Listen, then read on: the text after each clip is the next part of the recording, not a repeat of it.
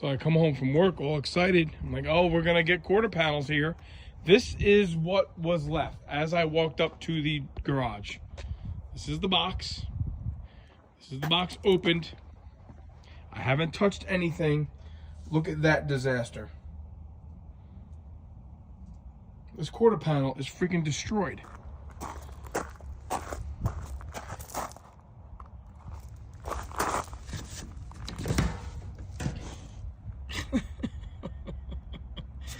One of two. Ruined. Ruined.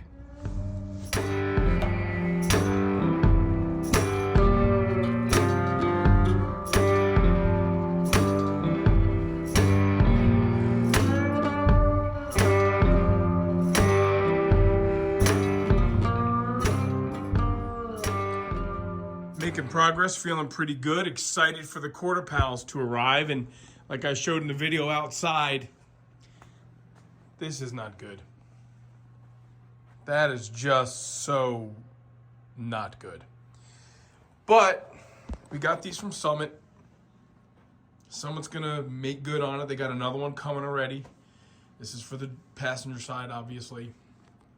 Our intention is really to only use the lower portion of the rear section there and up and around the wheel well. Obviously, that is a challenge I don't need to take on. Don't know why they thought it was a good idea, the shipper yesterday, to just leave this junk in my driveway, but they did. Look, it's part of it. Everybody who does these types of projects, when you rely on mail order or shipping, you know, stuff happens. So I'm sure it'll all work out, which is gonna put us a little bit, you know, behind schedule. What schedule? It's just, you know, whatever I get to do, whenever I get to do it. All right, moving on from that, I did get the wheel well trim off. I know it's tough with the thing upside down here, just to show how much we have to contend with in the outer wheelhouse.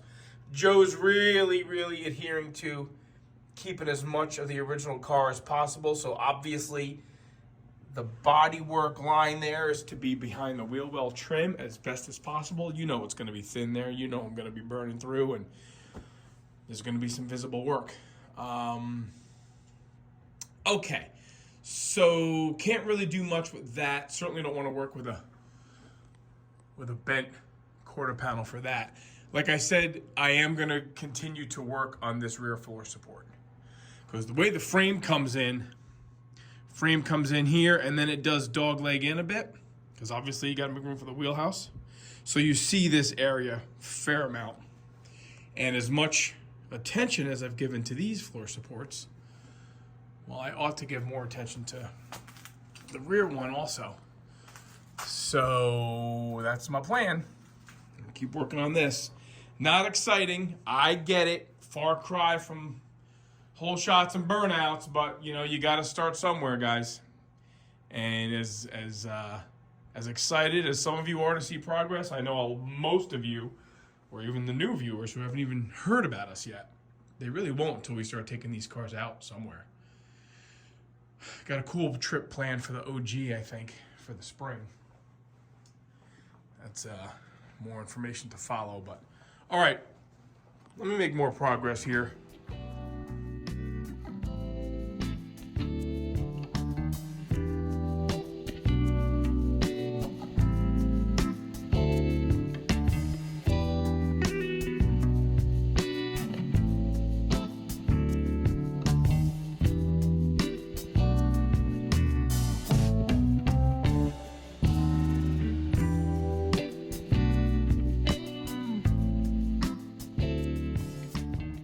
So what I'm doing this morning is working out pretty well. And, you know, it's really insignificant in the grand scheme of things, but I do enjoy this portion of it.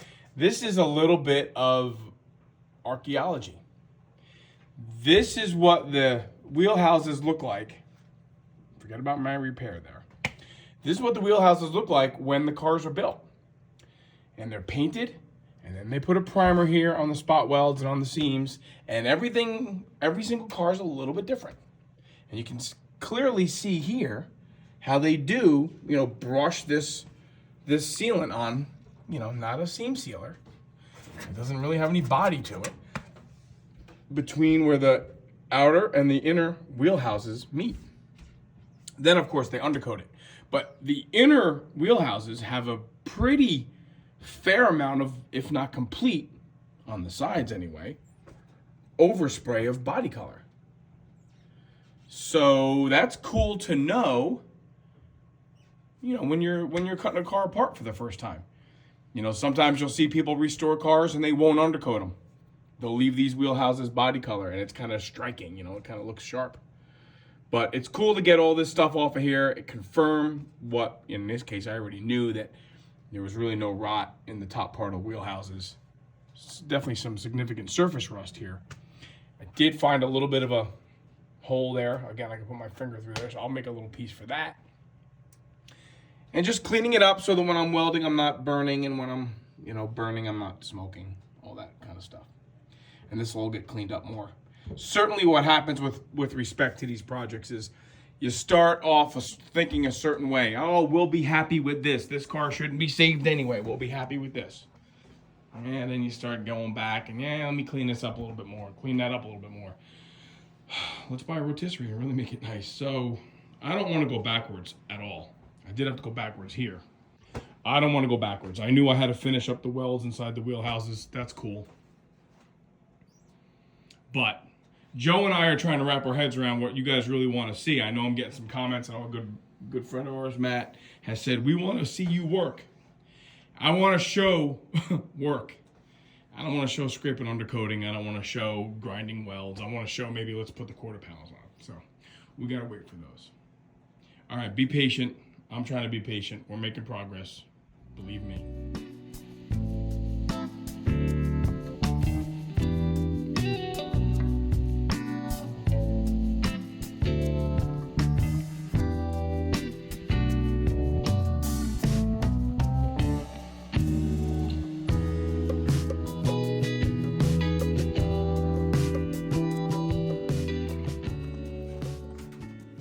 Part of this for me is setting silly records, and this is a silly record. I am certain that I'm the first one to ever have waxed the wheel wells on Mr. Jones's car. I'm positive of it. The car was built, the car was painted, the car was undercoated, and the car was driven. I just stripped all the friggin' factory undercoating off of here, cleaned it up with some thinner, and decided to hit it with some cleaner wax. Now, obviously, the scraper, even though I used wood and a lot of, you know, heat, obviously I did scrape all that up. But this is original, man. You know, I got to work on that stuff. So I guess that's what I'm going to do now. I don't know. I just sent these to Joe. He's saying, how do we duplicate that? I'm saying we consider running it. Or we just scuff it once I'm all done, and then we just fog some, you know, body color in there. But cool stuff. Cool stuff. Even like the original... You know, the original, you know, body sheet metal stamp, you know, in the wheelhouse. Okay.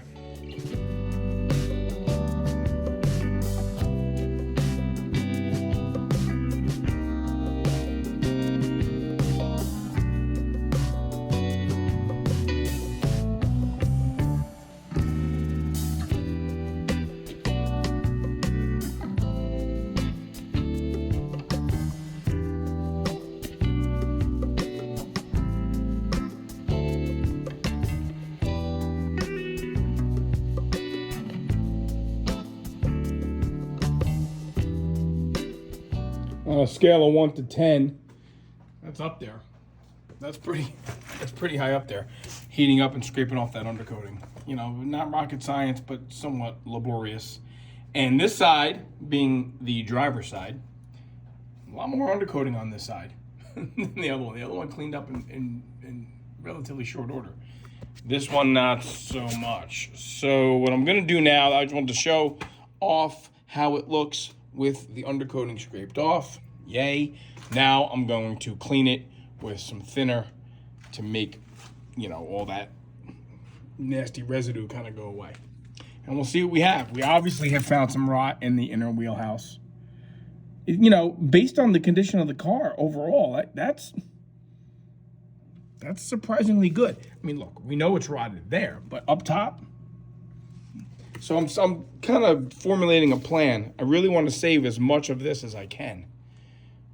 So I'll come up with something.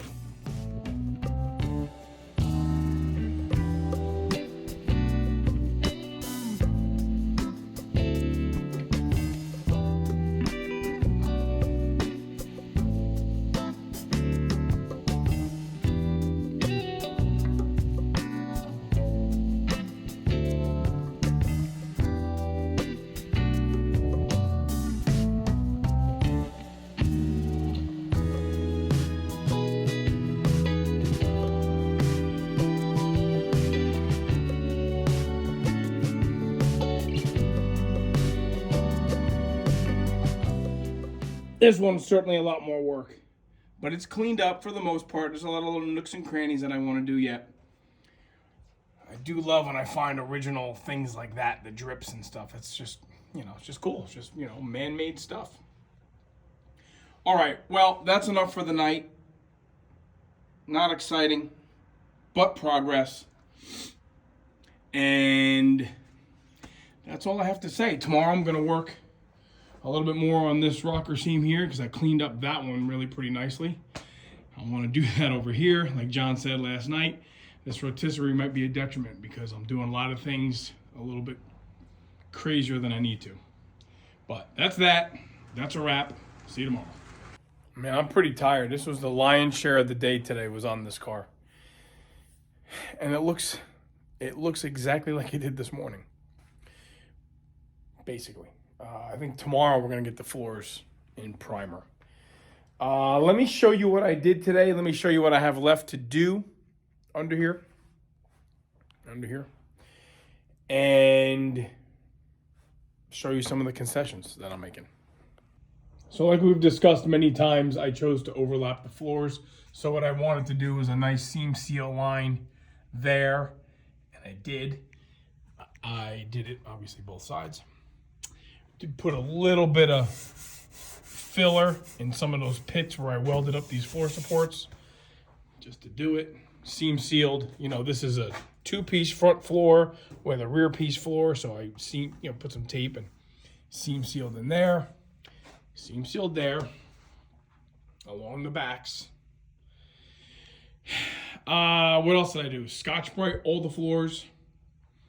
I readdressed some of these pits and voids between the firewall and the floor, which I knew I had not done thoroughly. We just want to get some color on that firewall before. So I think, short of calling it a day today, what I want to do, because we do have the quarter panels have been found, the shipper found the missing one. There's a replacement for this disaster coming. So I might see, that's the passenger side, I might see the driver's side tomorrow. Where that gets me, right, because last night I cleaned up this wheel well. So now we have 2 factory wheel wells kind of cleaned up here. Where that gets me is I want to get this spot, this is the original rear seat pan backside of it where the seat belts mount. I want to get from here to the firewall, certainly in primer. And in order to do that, I still have to drill out the holes for the seatbelt bolts, of which there are 4, right? What else do I have to do? A couple of little things I want to grind up. I want to clean up, some of these spot welds here that I did just to kind of hold it in place at some point. I never cleaned that up. So the concession that I'm making is that, look, it's not going to be a show car. We're going to show it off. So I guess that's all, that term is relative. But we are just embracing the fact that not a 1-piece floor. It doesn't have the factory seam here. It is what it is. It's going to look fine when it's painted. But anytime I lose sight of, the goal here, I just come over here. And I remind myself that we're not putting a roof on this car. So, no matter what I do, the bottom is going to always look way, way, way better than the top. But that's part of the deal. That's part of the plan. where the underside, the engine compartment, all that stuff is gonna be sharp. But I'm beat. I'm beat. Sometimes it's a lot more invigorating and exciting to do the big stuff. Cut out big pieces, weld in big pieces, yay! And then when you spend all day staring at all these little things, man, it drives you crazy. But self-induced, I guess. All right, well, that's that. We'll send this off to Joe. Maybe he'll compile this into some part of the video. You know, obviously what looks good is when we get some color on here. Status report for the day so far is the delivery for the driver's side quarter panel has taken place, and the driver's side quarter panel seems to be usable. It does have a little bit of a dingus there, but we don't intend to go past really maybe this line here or maximum that line. This is getting replaced. I'm told Wednesday. Summit is getting another one en route ASAP as possible, as they say. So this one is good. I'm happy. And this is the last time you're going to see the underside of this looking like this. I'm done. I'm going to shoot some black primer on here, at least up to this spot right now. And that'll be that. Then I think we're going to flip this thing over and I'm going to start working on the rear wheel wells. Exciting stuff for sure, because this is a gear change.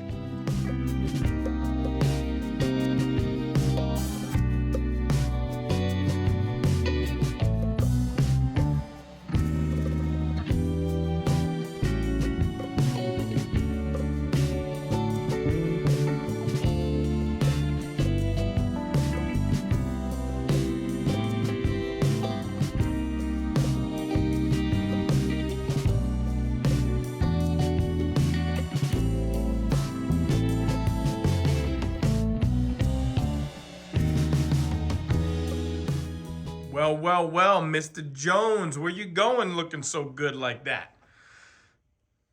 Mr. Jones, when was the last time the underside of this car looked like this?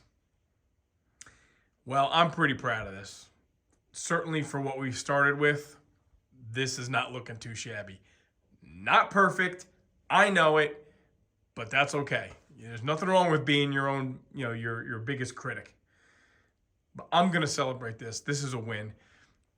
The other win is that quarter panel for the driver's side is usable. Like I've said before, that's just going to be, I don't know, wall art. We have another one of those coming.